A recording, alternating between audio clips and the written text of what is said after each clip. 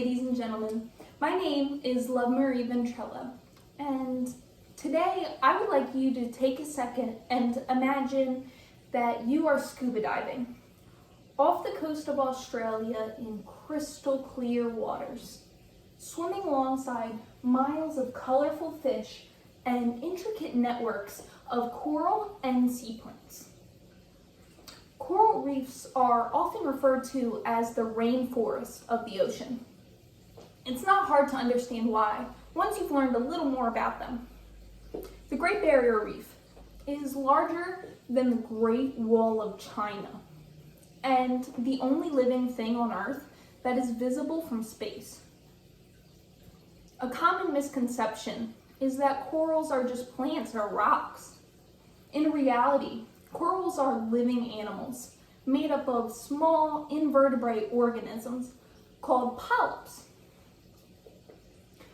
But why are coral reefs important? Coral reefs make up a fraction of the ocean, less than 1% in fact. So it's easy to just shrug them off, or as a piece of underwater tourism, good for local communities. But coral reefs are actually vital. Coral reefs provide food and shelter to around 25% of all marine life, proving to boost biodiversity and encourage productivity. The National Oceanic and Atmospheric Administration says it best. Quote, storehouses of immense biological wealth. Reefs also provide economic and environmental services to millions of people. Structurally, this means that large underwater reefs protect coastal areas by reducing wave power before a storm impacts. The life sustained by these coral are providing a crucial source of income for millions of people.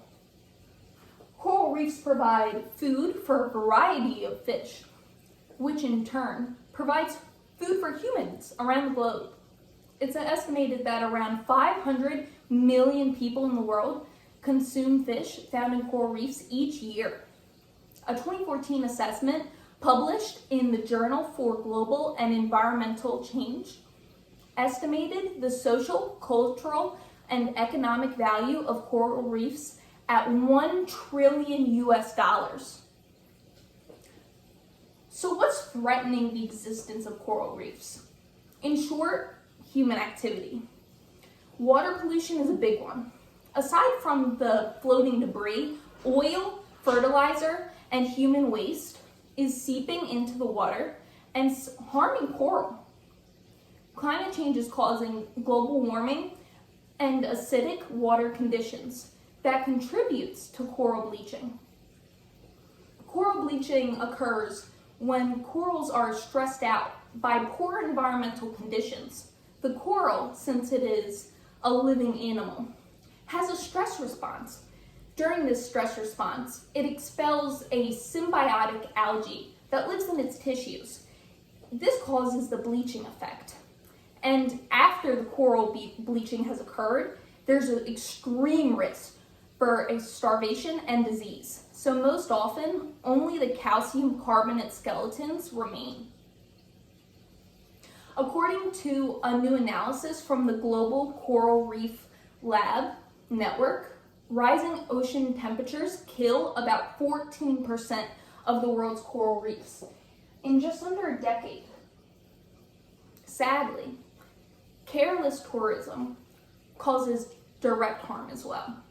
Uneducated scuba divers remove live corals from their underwater home for the aquarium market or to keep as a souvenir for a travel. What can you do to help not harm the coral ecosystem? Minimize the use of harmful fertilizers and dispose of trash properly. Recycle when possible. Don't disturb coral, as it's both fragile and a living animal. Lastly, fight against climate change and stay educated, especially if you're planning on interacting with an organism or an ecosystem. Let's go back to the Great Barrier Reef, one of the most diverse ecosystems in the world something so unique should be protected, right? Today we learned about the importance of coral reefs and the human threats to their existence. I'm glad I could help share awareness about coral reef decay. It's something important to me. Thank you for your time.